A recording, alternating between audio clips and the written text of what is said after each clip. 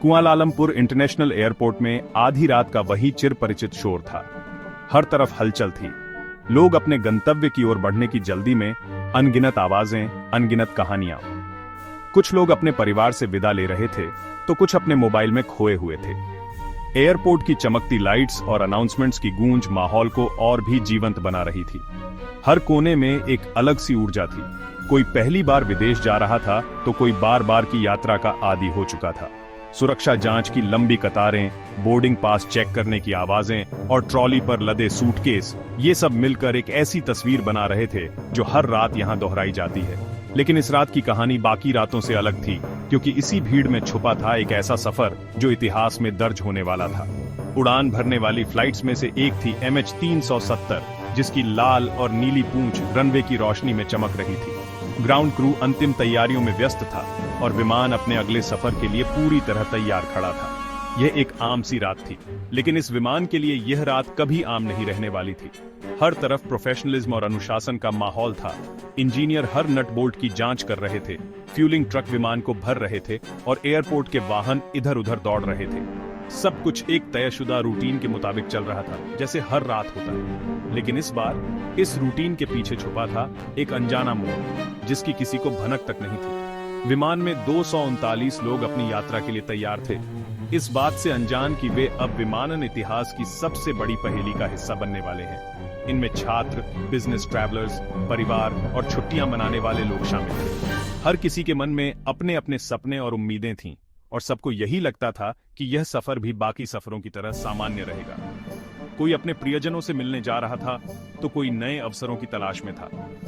बच्चों की मासूम हंसी, बुजुर्गों की दुआएं और युवाओं की उत्सुकता, हर चेहरे पर एक अलग कहानी थी। फ्लाइट अटेंडेंट्स यात्रियों का स्वागत कर रहे थे, सीट बेल्ट बांधने की हिदायतें दे रहे थे और केबिन में एक सुकून भरा माहौल बनाने की कोशिश कर रहे थे। किसी को अंदाजा नहीं था कि कुछ ही घंटों में उनकी यह यात्रा एक रहस्य में बदल जाएगी। कॉकपिट में थे कैप्टन झारी अहमद शाह, जो 18,000 से ज्यादा घंटे की उड़ान का अनुभव रखते थे। वे अपने शांत स्वभाव और प्रोफेशनलिज्म के लिए जाने जाते थे। उनके लिए यह एक और रूटीन फ्लाइट थी, लेकिन वे हमेशा हर उड़ान को पूरी जिम्मेदारी और सतर्कता के साथ लेते थे। उनकी नजरें हर डिटेल पर थीं, फ्लाइट प्लान, मौसम की जानकारी और एयर ट्रैफिक कंट्रोल से संवाद। वे जानते थे कि हर उड़ान में छोटी छोटी बातों का ध्यान रखना कितना जरूरी है। उनके अनुभव ने उन्हें न सिर्फ एक बेहतरीन पायलट बल्कि एक भरोसेमंद लीडर भी बना दिया था। उनके साथ उड़ान भरना बाकी क्रू के लिए भी एक भरोसे की बात थी। उनकी शांत और भरोसेमंद आवाज कॉकपिट में गूंज रही थी, जैसे ही वे टेक ऑफ की तैयारी कर रहे थे। हर बटन, हर स्विच, हर कम्युनिकेशन, सब कुछ एक तयशुदा रूटीन का हिस्सा था। लेकिन हर कदम में सतर्कता और अनुशासन झलक रहा था। टेक ऑफ से पहले की चेकलिस्ट, इंजन की आवाज और कंट्रोल टॉवर से मिली हरी झंडी, इन सब के बीच कैप्टन और उनकी टीम पूरी तरह फोकस्ड थी। कॉकपिट में एक अजीब सी शांति थी, जिसमें सिर्फ प्रोफेशनलिज्म और जिम्मेदारी की गूंज थी। हर पायलट जानता है कि टेकोनॉफ के ये पल सबसे अहम होते हैं, और कैप्टन झारी इसे बखूबी निभा रहे थे। उनके साथ थे फर्स्ट ऑफिसर फारिक अब्दुल हमीद, जो बेस्ट से सीखने के लिए उत्साहित थे। यह उनकी पहली बोइंग 777 उड़ानों में से एक थी, और वे अपने सीनियर कैप्टन के साथ उड़ान भरने को लेकर गर्व महसूस कर रहे थे। उनके लिए यह अनुभव सीखने और आगे बढ़ने का मौका था। फारिक की आंखों में एक अलग ही चमक थी, एक युवा पायलट की उम्मीदें, सपने और जिम्मेदारी का एहसास। वे हर निर्देश को ध्यान से सुन रहे थे, हर प्रक्रिया को समझने की कोशिश कर रहे थे, ताकि एक दिन वे भी इसी आत्मविश्वास के साथ कॉकपिट संभाल सके। उनके लिए यह सिर्फ एक ड्यूटी नहीं, बल्कि एक सपना था जो अब हकीकत बन रहा था। रात के 12:41 पर MH370 ने उड़ान भरी और काली रात के आसमान में गुम हो गया। टेक ऑफ के समय सब कुछ सामान्य था, कोई परेशानी नहीं, कोई अनहोनी का संकेत नहीं। विमान धीरे धीरे ऊंचाई पकड़ता गया और नीचे की दुनिया छोटी होती चली गई। रनवे की लाइट्स पीछे छूट गईं और विमान ने बादलों के बीच अपनी राह पकड़ ली। यात्रियों के लिए ये एक नया सफर था, लेकिन पायलट्स के लिए ये एक और मिशन की शुरुआत थी। टेकोनॉफ के इन पलों में हर कोई अपने अपने ख्यालों में खोया था। कोई खिड़की से बाहर झांक रहा था तो कोई अपने मोबाइल में व्यस्त था, लेकिन किसी को नहीं पता था कि यह उड़ान अब एक रहस्य बन जाएगी। इसकी बीजिंग की ओर पहली यात्रा बिल्कुल सामान्य लग रही थी, जैसे कोई और रात की फ्लाइट हो। यात्री अपनी सीटों पर आराम से बैठे थे। कुछ लोग किताब पढ़ रहे थे, कुछ हेडफोन लगाकर संगीत सुन रहे थे और कुछ नींद की कोशिश कर रहे थे। क्रू मेंबर्स यात्रियों की देखभाल में व्यस्त थे। केबिन में हल्की रोशनी थी और बाहर का अंधेरा खिड़कियों से झांक रहा था। कुछ लोग अपने सफर की योजनाएं बना रहे थे, तो कुछ अपने विचारों में खोए हुए थे। हर किसी को यही लग रहा था कि कुछ घंटों में वे अपने गंतव्य पर पहुंच जाएंगे और यह रात भी बाकी रातों की तरह बीत जाएगी। लेकिन किस्मत को कुछ और ही मंजूर था। लेकिन किसी को क्या पता था कि किस्मत ने कुछ और ही सोच रखा है। एक डरावनी कहानी जो अब सामने आने वाली थी। यह रात, जो एक आम रात लग रही थी, अब इतिहास में हमेशा के लिए दर्ज होने वाली थी। एक रहस्य जो आज भी अनसुलझा है। MH370 की यह उड़ान, जो एक रूटीन टेकऑफ के साथ शुरू हुई थी, अब दुनिया भर के लोगों के लिए एक पहेली बन चुकी है। उस रात की हर छोटी बड़ी बात, हर मुस्कान, हर अलविदा अब एक याद बनकर रह गई है और एक सवाल बनकर रह गई है जिसका जवाब आज भी कोई नहीं जानता। उड़ान के 38 मिनट बाद जब MH370 वियतनामी एरोस्पेस के करीब पहुंचा, कुछ अजीब हुआ। सब कुछ सामान्य लग रहा था। कॉकपिट में शांत माहौल, यात्री अपनी अपनी सीटों पर और विमान अपने तयशुदा रास्ते पर। आसमान में बादलों के बीच से गुजरता ये विमान अपने गंतव्य की ओर बढ़ रहा था। लेकिन अचानक एक ऐसा मोड़ आया जिसने पूरी दुनिया को चौंका दिया। ये वह क्षण था जब एक आम सी रात इतिहास की सबसे बड़ी पहेलियों में बदल गई। विमान अपनी तयशुदा दिशा से हट गया और बिना किसी चेतावनी के पश्चिम की ओर मुड़ गया। न तो पायलट ने कोई इमरजेंसी कॉल की, न ही कोई अलार्म बजा। एयर ट्रैफिक कंट्रोल के लिए यह एकदम हैरान कर देने वाला पल था। एक विशाल बोइंग 777 अचानक अपने रास्ते से भटक गया। आमतौर पर अगर कोई तकनीकी दिक्कत आती है या कोई खतरा महसूस होता है तो पायलट तुरंत संपर्क करते हैं, लेकिन यहाँ सब कुछ एकदम चुपचाप हुआ, मानो किसी ने अचानक विमान की दिशा बदल दी हो और किसी को भनक तक न लगी हो। कुआलालंपुर एयर ट्रैफिक कंट्रोल ने विमान से संपर्क करने की कोशिश की, लेकिन उनकी कॉल्स का जवाब सिर्फ डरावनी खामोशी थी। हर बार जब उन्होंने रेडियो पर पुकारा तो सिर्फ सन्नाटा गूंजता रहा। कंट्रोल रूम में बेचैनी बढ़ती जा रही थी। क्या तकनीकी खराबी थी या कुछ और? अधिकारी बार बार अपने उपकरणों की जांच कर रहे थे, यह सोचते हुए कि कहीं गलती तो नहीं हो रही। लेकिन हर बार जवाब वही था, एक गूंजता हुआ सन्नाटा जो हर बीतते पल के साथ और डरावना होता जा रहा था। मिनट घिसटते घिसटते एक पीड़ादायक घंटे में बदल गए। हर गुजरता पल उम्मीद और चिंता के बीच झूल रहा था। अधिकारी लगातार स्क्रीन पर नजरें गड़ाए बैठे थे, लेकिन कोई जवाब नहीं मिल रहा था। घड़ी की सुइयां जैसे थम गई थीं और हर कोई बस एक संकेत का इंतजार कर रहा था। कोई आवाज, कोई संदेश, कोई संकेत कि विमान सुरक्षित है। लेकिन समय के साथ उम्मीदें भी डगमगाने लगी। MH370 रडार स्क्रीन से गायब हो चुका था और उसके पीछे रह गई थी सिर्फ उलझन और डर की एक लकीर। एक पल में एक विशाल विमान और उसमें सवार 239 लोग बस हवा में गुम हो गए। किसी को समझ नहीं आ रहा था कि आखिर ऐसा कैसे हो सकता है। रडार पर एक छोटी सी बिंदु जो कुछ देर पहले तक साफ दिख रही थी, अचानक गायब हो गई। यह मानना मुश्किल था कि इतना बड़ा विमान इतनी आसानी से ओझल हो सकता है। पूरी दुनिया ने हैरानी से देखा जैसे ही लापता विमान की खबर जंगल की आग की तरह फैल गई। टीवी चैनलों पर ब्रेकिंग न्यूज चलने लगी, सोशल मीडिया पर अफवाहें उड़ने लगी और हर कोई यही जानना चाहता था, MH170 कहाँ है। परिवार, दोस्त और आम लोग सभी की नजरें टीवी स्क्रीन और मोबाइल फोन पर टिकी थी। हर कोई एक ही सवाल पूछ रहा था, क्या कोई चमत्कार होगा? क्या कोई खबर आएगी? इस रहस्य ने हर किसी को अपनी गिरफ्त में ले लिया था। एक विशाल सर्च और रेस्क्यू ऑपरेशन शुरू हुआ, जिसमें 26 से भी ज्यादा देश शामिल हो गए। हर देश ने अपनी पूरी ताकत झोंक दी। जहाज, विमान, सैटेलाइट, सब कुछ लगाया गया। ये इतिहास के सबसे बड़े खोज अभियानों में से एक बन गया। समुद्र, आसमान और यहाँ तक कि सैटेलाइट इमेजरी का भी सहारा लिया गया। हर देश ने अपने विशेषज्ञ भेजे और हर कोना छाना गया। ये एक ऐसी जंग थी जिसमें इंसानियत ने अपनी पूरी ताकत झोंक दी। जहाजों ने साउथ चाइना सी में तलाश शुरू की और जहाजों ने समुद्र में कोई भी सुराग ढूंढने की कोशिश की। हर लहर, हर कोना छाना गया, लेकिन न तो कोई मलबा मिला, न ही कोई संकेत। खोज दलों की उम्मीदें हर गुजरते दिन के साथ कम होती जा रही थी। समुद्र की विशालता के सामने इंसान की कोशिशें छोटी लगने लगी।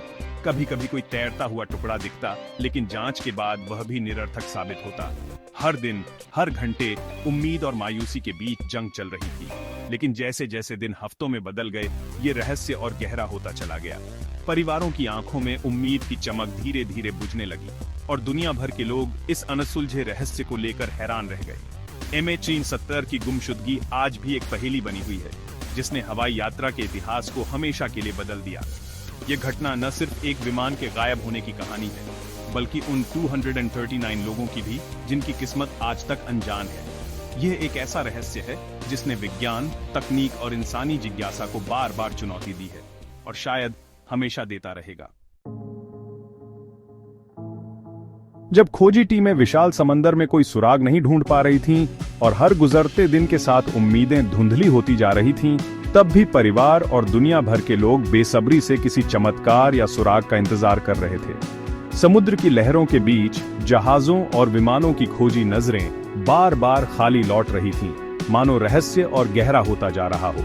हर सुबह नई उम्मीद के साथ सर्च ऑपरेशन शुरू होते, लेकिन शाम होते होते वही मायूसी छा जाती। लापता विमान के बारे में कोई ठोस जानकारी न मिलना परिवारों के लिए एक अंतहीन इंतजार में बदल गया था। मीडिया चैनलों पर लगातार अपडेट्स, सोशल मीडिया पर चर्चाएं और हर छोटी बड़ी खबर पर लोगों की नजरें टिकी थीं। लेकिन समंदर की गहराई और रहस्य दोनों ही इंसानी कोशिशों से कहीं ज्यादा बड़े साबित हो रहे थे। तभी उम्मीद की एक किरण एक अनोखे स्रोत से मिली, सैटेलाइट्स से। ये वो तकनीक थी जो आमतौर पर हमारी रोजमर्रा की जिंदगी में छुपी रहती है, लेकिन इस बार अंतरिक्ष में घूमती इन आंखों ने कुछ ऐसा देखा जो इंसानी आंखों से छुपा रह गया था। सैटेलाइट्स, जो आमतौर पर मौसम की जानकारी, टीवी सिग्नल या इंटरनेट कनेक्शन के लिए इस्तेमाल होते हैं, अब एक लापता विमान की तलाश में सबसे अहम कड़ी बन गए थे।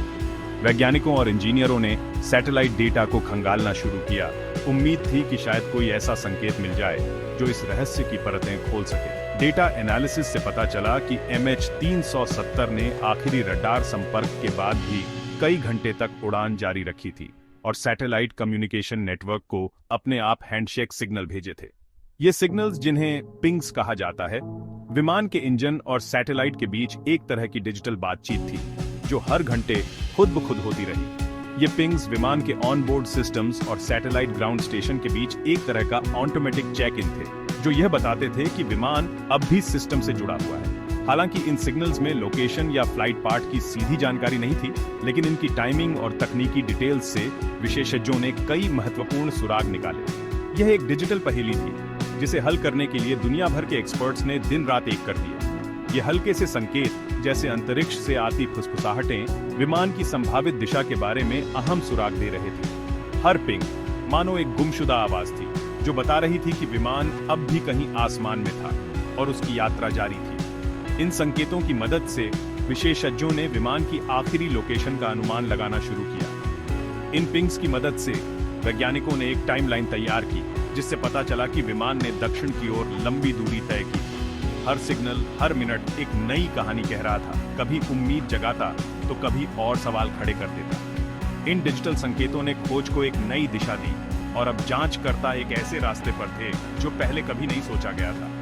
विशेषज्ञों ने तय किया कि MH370 दक्षिण की ओर हिंद महासागर के पार गया था, जो किसी भी जानी पहचानी उड़ान पथ से बहुत दूर था।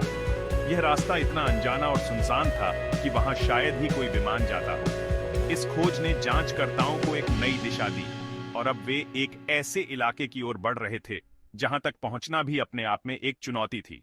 इस इलाके में मौसम का मिजाज पल पल बदलता था और समुद्र की लहरें कई कई मीटर ऊंची उठती थीं। सैटेलाइट डेटा के आधार पर विशेषज्ञों ने एक संभावित फ्लाइट पार्ट तैयार किया जो विमान के आखिरी पिंग्स के साथ मेल खाता था।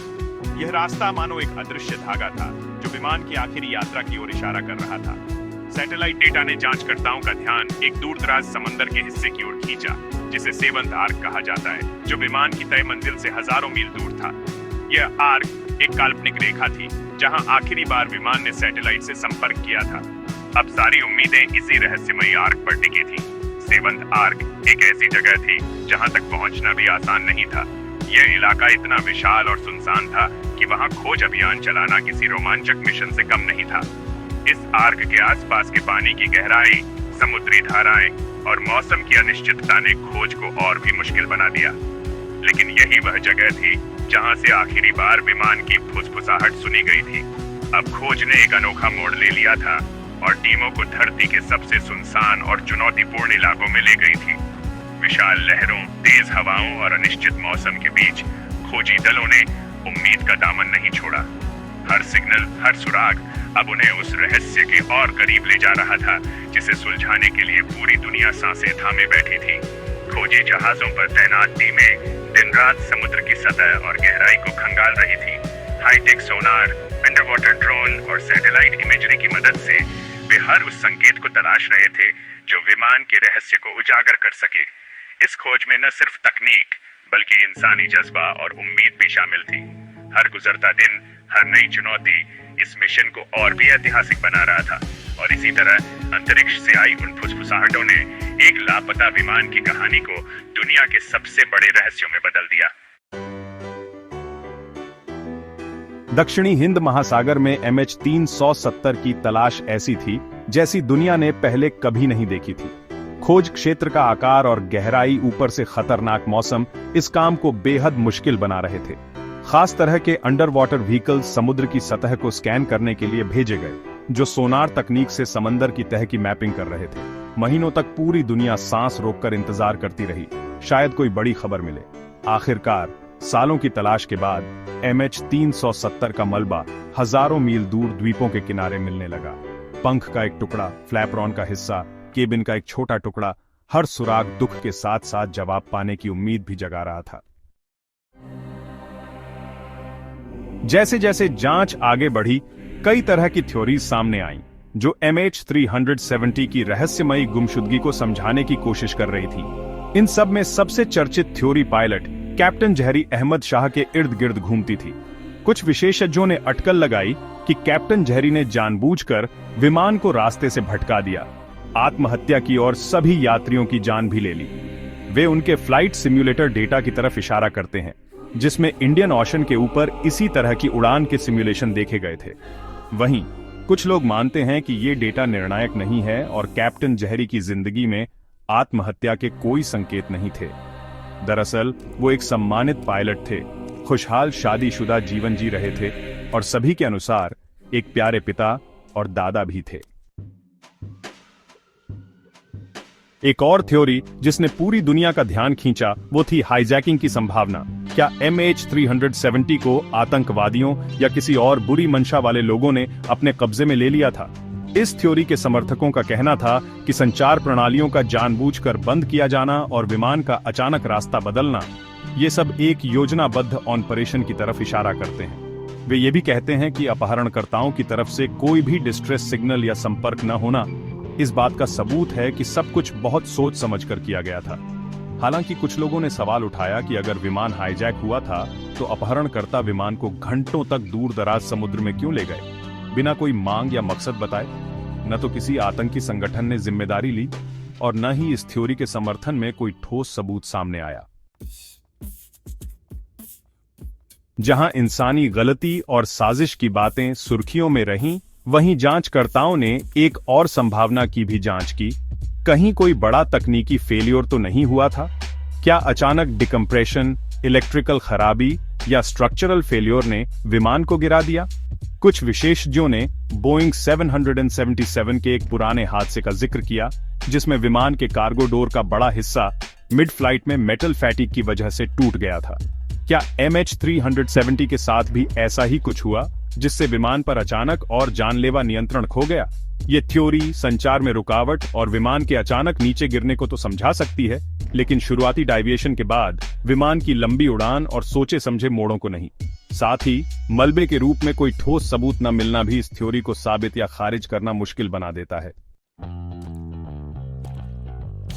साल 2022 में स्वतंत्र शोधकर्ता रिचर्ड गॉडफ्री ने MH370 के रहस्य में एक बड़ी प्रगति का दावा किया। एक नई ट्रैकिंग तकनीक WSPR का इस्तेमाल करते हुए गॉडफ्री ने विमान के अंतिम ठिकाने को 40 नॉटिकल माइल के दायरे में चिन्हित करने का दावा किया। उनके मुताबिक MH370 पश्चिमी ऑस्ट्रेलिया के तट से दूर हिंद महासागर में गिरा था, एक ऐसी जगह जो पहले के सैटेलाइट विश्लेषण और बरामद मलबे की ड्रिफ्ट मॉडलिंग से मेल खाती है। हालांकि उनके निष्कर्षों की अभी आधिकारिक पुष्टि नहीं हुई है, लेकिन इससे उन परिवारों को एक बार फिर उम्मीद की किरण मिली है जिन्होंने अपने प्रियजनों को खोया था, और उन सबको भी जो अब तक सच्चाई की तलाश में है। गॉडफ्री की खोज ने नई खोजी मुहिम की मांग को जन्म दिया, जिसमें उन्नत तकनीक और इस रहस्य को सुलझाने की दृढ़ इच्छा शक्ति हो।